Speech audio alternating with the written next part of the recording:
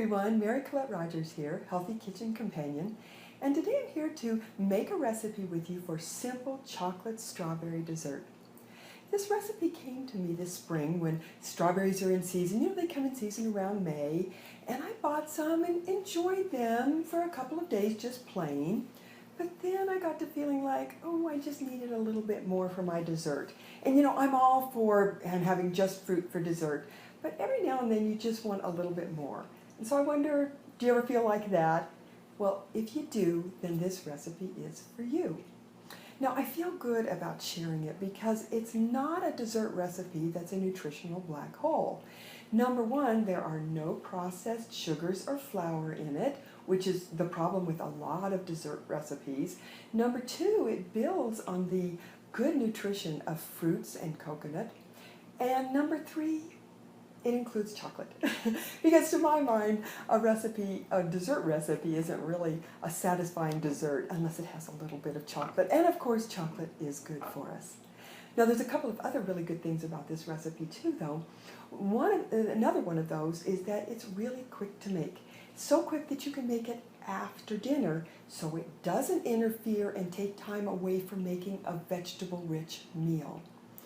And then the other thing that I really love about it is that it's got automatic portion control, you might say. You'll see that the recipe itself is just for one serving. And so conceivably, after you have one serving, you could go back and make another one. But even though it's pretty quick and easy, I think there's just enough of a time barrier that you wouldn't go do that. So you get that automatic portion control, and especially if you'll put away all your ingredients before you eat it. So let's go ahead and get started. As we do, I want you to pay attention to a couple of questions. The first of those is, why is it really easy for me to be able to put this recipe together in just a couple minutes? The second of those questions is, do you notice the unwritten tricks and tips that I'm sharing with you? They're not part of the recipe, but nevertheless they're going to make it a lot easier for you to make the recipe and come out with good results. So just keep those in mind as we go on. Okay, as we start a recipe, one of the best things to do is to start with an overview. Get your game plan down, know where you're going, know how you're going to get there. And you know, it's called simple for a reason. This is a pretty simple recipe. Pretty much it's going to be getting some dates, some coconut, and some strawberries, and chopping them up with a little cinnamon, cocoa powder, and a mint leaf if you'd like that as well.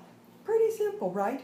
But here's the thing, that even this simple recipe has so much to teach. It's got cooking tips, it's got kitchen smart know-how. We're going to talk about kitchen smart later, how to be kitchen smart. It's got buying tips that you can learn. It has got some nutritional insights that you can learn. And all of this stuff that is kind of this unwritten stuff is part of your cooking knowledge database. And you're going to get to add a lot to your database. And what's neat is it's not going to help with just this recipe. It's going to help with a lot of recipes. And that's why I'm kind of excited to share all that. So let's go to step one, and as you'll see, there's 2 rows in this recipe, and those are each of the 2 steps. So the first row involves the dates and the coconut. Over here, those are your ingredients. What we're going to be doing is processing the dates and coconut in the chopper attachment of an immersion blender until the dates are chopped into small pieces. So let's go ahead and get started on that. Let's start with the equipment, the piece of equipment that's called for, and that's a chopper attachment of an immersion blender. Now, a lot of you might know what an immersion blender is. Typically, most people, if they have one, they have at least this unit of the immersion blender, and this is great for, you know, using it with a cup to make sauces and soups and puree soups and things like that. But if you don't have one of these, or if this is the only piece you have, I really suggest considering buying the 3-piece set, because there's also a whisk that you can buy, so you can easily beat egg whites if you want to, pancake mix, things like that.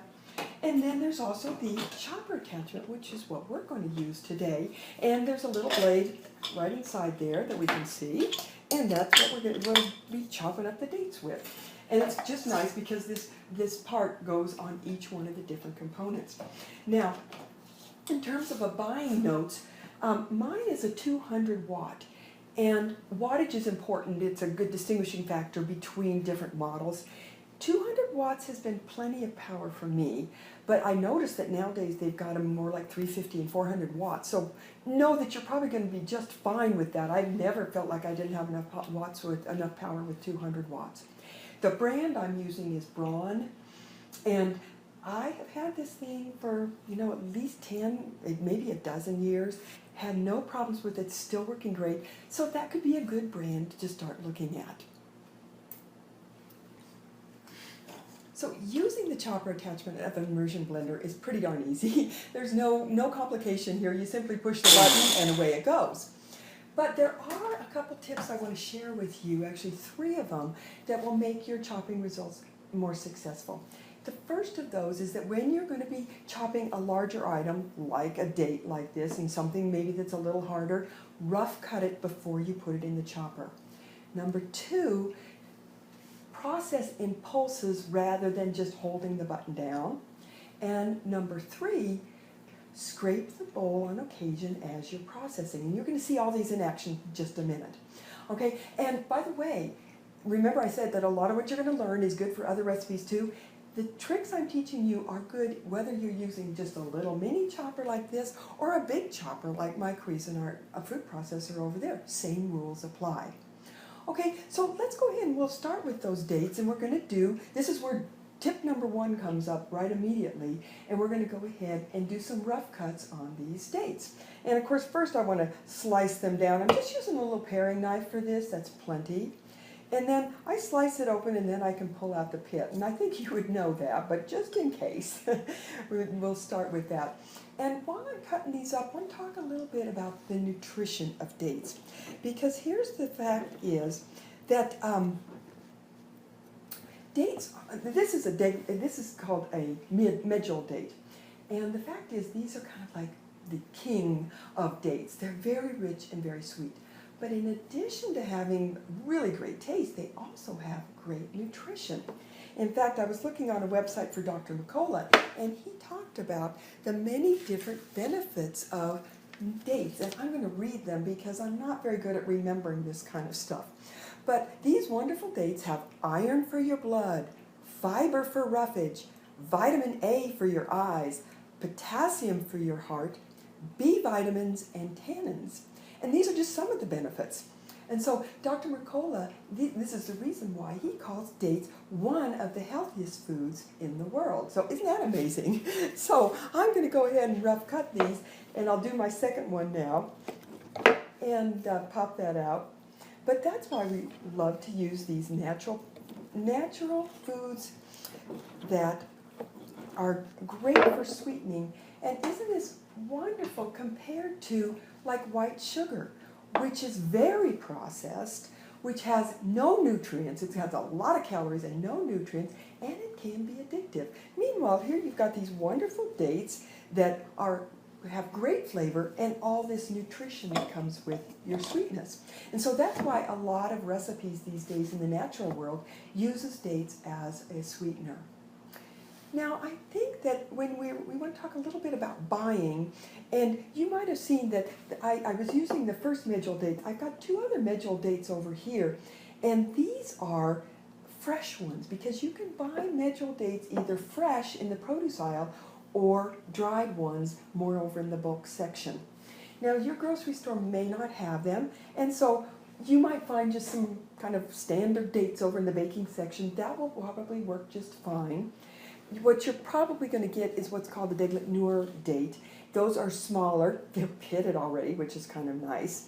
But they're about as sweet as the medjools, but the thing is they're smaller. So if this is all you can get, you may have to do at least 1 or 2 extra ones to get the same degree of sweetness. Now this one is an Halawi date. I guess that's how they pronounce it. It's got the pit in it. And it's also smaller, so you'd have to use extra ones. I don't find this quite as sweet as the Deglet Noor, so you may have to add a little extra if you're using those. But all of these you can find in the bulk section. Best place to look for this kind of stuff is a health food store. Okay, so now we've got the dates in here. Now time to move on to the coconut. Bottom tip on the coconut, let's start with that, is the recipe calls for unsweetened coconut. And now, in the old days, it was kind of hard to find that. They were all sweetened. And, of course, we don't want to have sweetened because we're trying to get away from the processed sugars. And so what's nice about the unsweetened, it doesn't have that. It's not going to get some sugar snuck into your diet through the coconut. And, again, you can find these at a health food store pretty easily nowadays. But the thing to remember is to always be reading your ingredient labels. This is the flakes of coconut, but you can see that I'm looking at the ingredient label, all it contains is organic coconut flakes. That's what you want to be looking for. These days, sugar is snuck into so many different products, even things you wouldn't even suspect, like ketchup or salad dressings.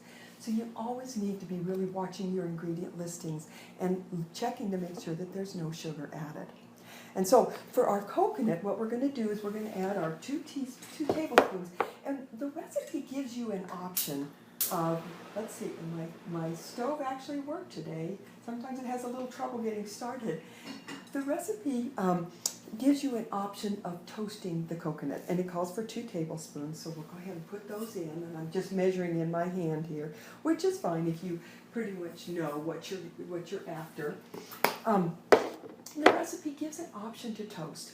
If you don't have extra time, that's fine, you don't need to. But if you do have just a couple minutes, because that's about all it takes, it's a nice addition because toasting really brings out the flavor, not just of coconut, but of any nut.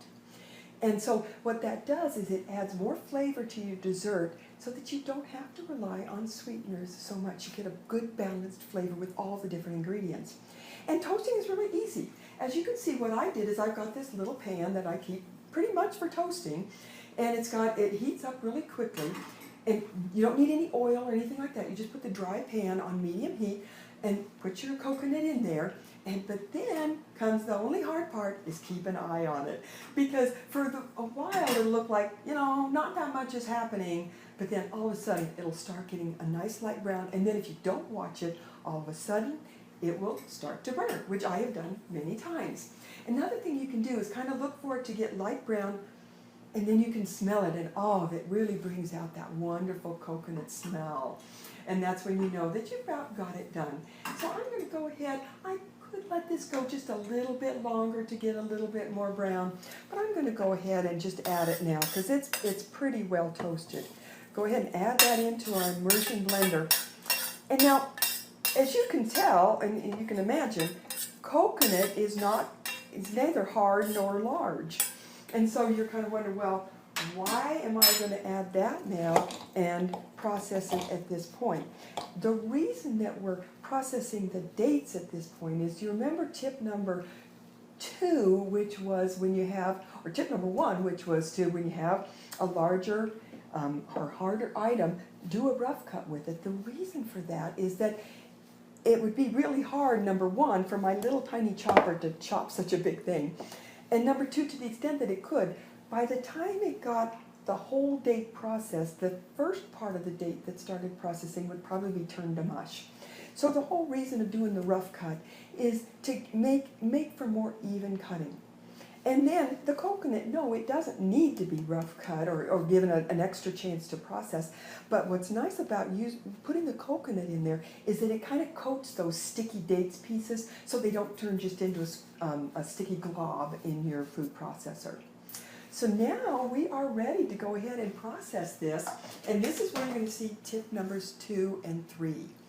And this could be just a little bit noisy, but I want you to see, oops, there goes a spoon.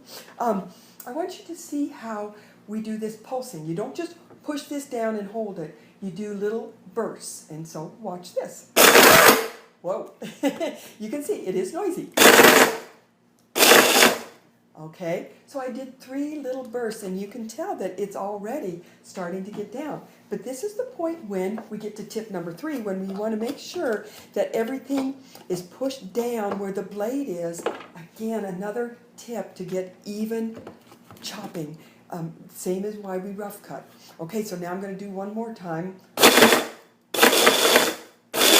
And I can tell that it's getting easier and easier, and so I can see in here that my dates are getting pretty well chopped. I'll probably do it one more time. And that's about making, because what we're trying to do is, and I can see this is really wonderful, I can see that my dates are down to about 1/8 of an inch to 1/4 of an inch. And now we're ready to go ahead to step 2 of the recipe, which is to add the strawberries and then the flavorings.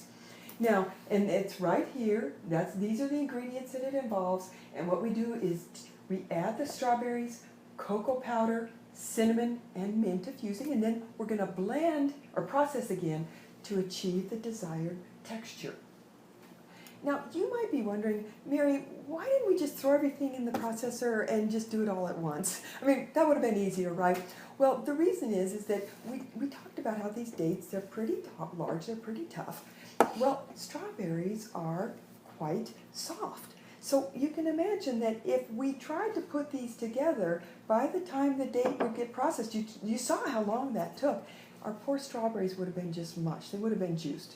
And, you know, if you wanted a juice drink, well, that's fine. But as I mentioned, I like desserts with a little more substance to them, and I think you will too. And so that's why we give a head start to the dates, and then we'll add the strawberries, and then at that point they'll both be done at about the same time, and not one of them won't be turned to juice in the meantime.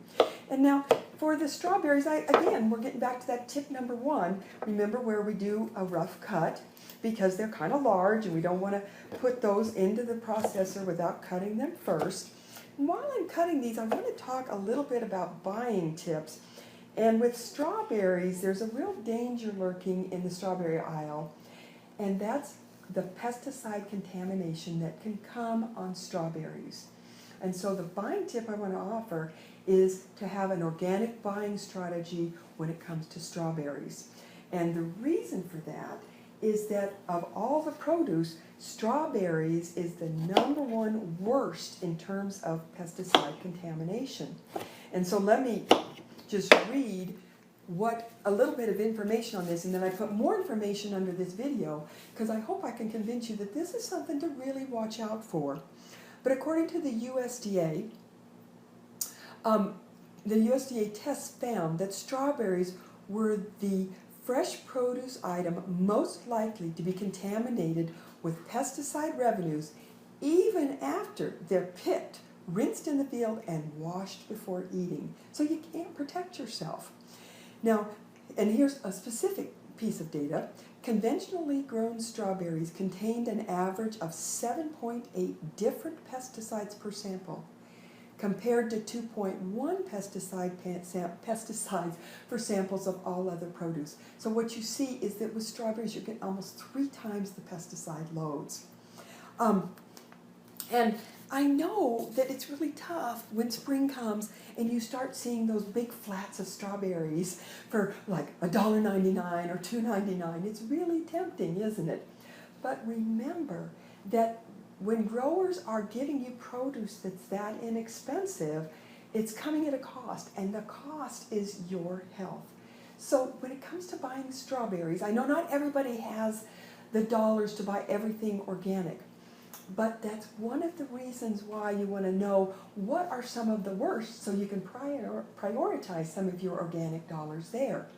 And there's a group called the Environmental Working Group, which every year comes out with a report of the Dirty Dozen, and those are the produce items that are the worst in terms of pesticides. So those can be where you prioritize your organic dollars.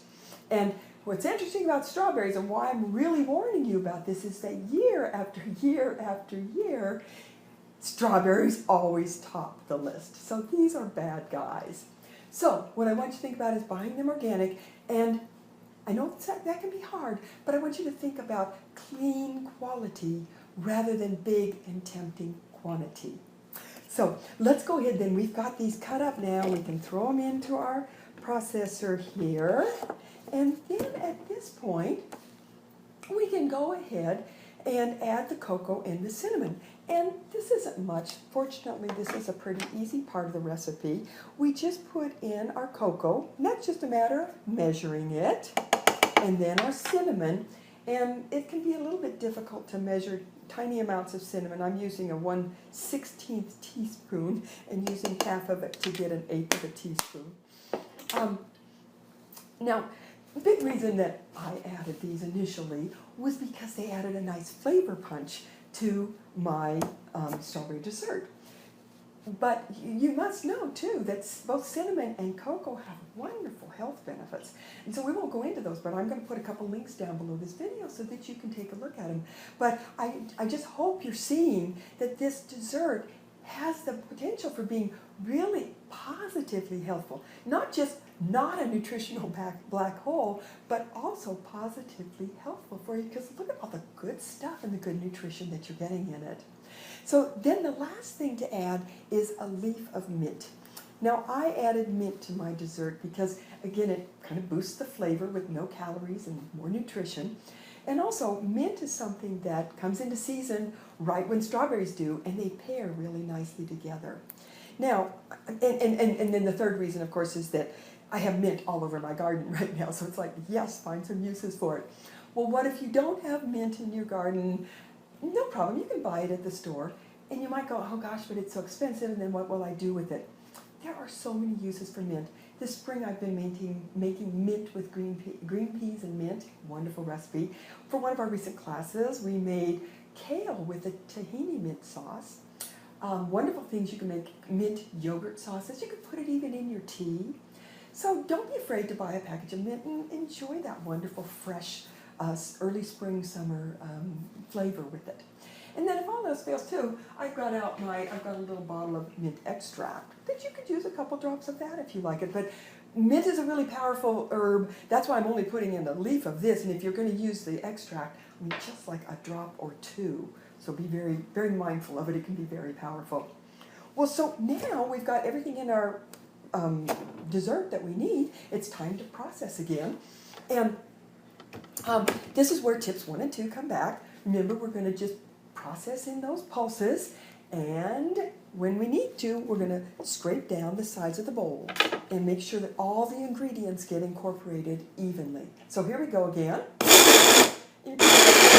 You can see that it's not nearly as noisy because the strawberries are pretty easy to process. They're very soft. Now, I'm keeping an eye on it though, because remember your instructions told you do it to your desired texture. And now for me, I want mine a little chunkier, but you might like it a little smoother. So I'm going to do mine one more and take a look at it. And mine is still a little bit too chunky, but what I want to do is stop, scrape it down, get the outside stuff into the inside stuff, into the inside part of the processor. So again, we're trying to make sure it gets evenly mixed. A food processor doesn't automatically mix things evenly. You have to do that work yourself. So I'm going to do just a little bit more, and then this is perfect for me. It's got just a little bit of texture, but it's still pretty smooth. So good. Now a part of the recipe comes that often isn't written in a recipe, but it's absolutely critical to every recipe you make, not just this one. And that's the taste and adjust instruction. You have to know that in the way that a recipe is written, there's no way that it appeals to everyone who tries it. At the most, it might appeal to 25% of people. So that's why tasting and adjusting to make it suit your taste is so important. And you simply get your spoon out and take a little taste and see, well, maybe does it need a little more? Maybe I was using these dates and maybe it needs a little more sweetener because I used one of the less sweet or smaller dates. Maybe it needs more cocoa. I like it a little bit more chocolatey. Or maybe a little more cinnamon. Maybe a little more mint. Those are the things that you get to play with once you taste and adjust. For me, the thing I want to try is putting in just the tiniest pinch of salt and seeing if that helps bring out the flavor like it does in savory dishes. So that might be what I experiment with this one.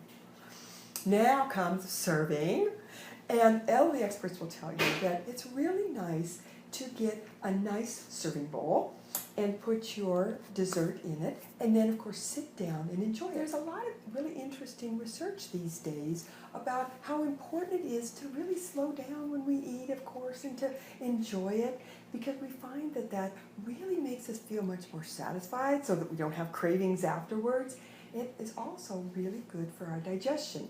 Now, having said that, I will tell you that I have on occasion taken the blade out of here and used this as my nice pretty bowl so I don't have two things to wash. But I always do try to sit down and make sure I really enjoy it, and I hope you do too. So I want to tell you about some really fun creative possibilities with this recipe, that it really opens up some fun things that you can do. But first, I want to go back to those two questions that I asked you at the beginning. Remember, the first one was, why is this so easy for me to make this? The first time I made it in like 2 minutes. Well, you might have run across some recipes that were supposedly easy to make, but then in reality, not so much. What you have to realize is that it's not just a short list of ingredients or short instructions that make a recipe easy. In addition, it's really important, like, do you have the right ingredients? Are they handy and easy to access? Do you have the right equipment? Do you know how to use it? Do you have some clean kitchen spaces to be able to work in? These are all what are called the kitchen smart strategies and skills. Remember, I mentioned those earlier. I said we'd talk about them. That's what these are. And here's a surprising thing. Those are 60% of successful cooking. Now, let's take a look at my kitchen. I'm just going to move this aside just a little bit here so we can see in my kitchen what's going on and why in my kitchen it is really easy to put something like this together. So, for instance, to begin with, I try to keep my counters clear of pretty much all the junk so that I have a lot of room to work in. It can be discouraging to come into a kitchen where the counters are all cluttered and you don't really have room to cook. So that's number one. Then I have a pantry with lots of fun things in it, so that when I get some fresh strawberries, for instance, I have some really fun things to put with it and make a dessert like this really quickly.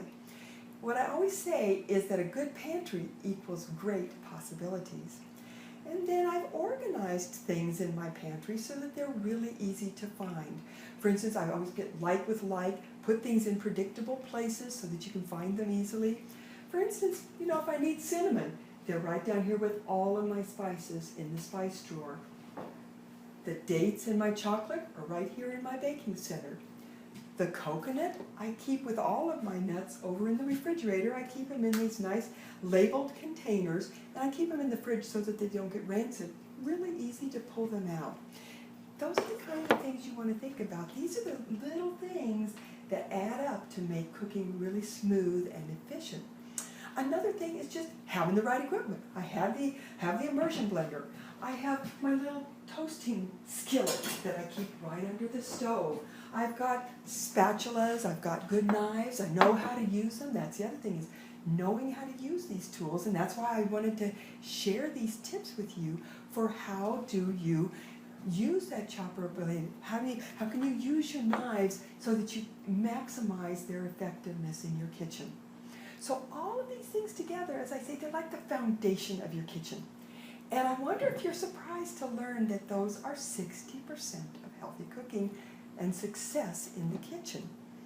And so what that means is that, the part of measuring out ingredients and mixing them up, that's only 40% of what you do in the kitchen.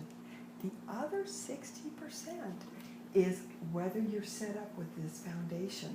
A lot of people don't even know that. A lot of people don't have it set up, and that's a lot of why you have trouble making meal making manageable for yourself. So that's question number one. Question number two is, remember I asked you to notice what information I'm going to be sharing with you that isn't written in the recipe. And for instance, this is like, the tips on using a food processor, how to toast nuts and coconut, buying tips, what to watch out for with strawberries. I'm sure you've probably heard the phrase of reading between the lines. And that's kind of what we've got going on here. In a recipe, there's a lot of information that's in between the lines. And recipe writers don't want to write all of that out because it would make the recipe really long and awkward and you wouldn't want to follow it. So they kind of assume that you have a little bit of knowledge and that you'll be able to read in between the lines. But sometimes we don't always have that knowledge. And so that's why I was excited with just this simple recipe. We could have just thrown it together, but I used it as a learning opportunity for you to find some of that information and to begin adding that to your cooking knowledge database so that you can use it for all of the cooking that you do. Well, I want to ask you a question. Would you like to be able to cook meals and dishes and recipes like this, really cook quickly and successfully? How about making real food meals smoothly and efficiently? Be able to do that every day, no big deal. How about being able to replace stress and uncertainty at meal times with comfort and confidence in the kitchen? Well, good news, because my annual summer camp for big people is coming up August 6th through 10th. And there we're going to be learning about the new kitchen way, which is a new approach to cooking in the kitchen to make it manageable so you can get those healthy meals on the table every day.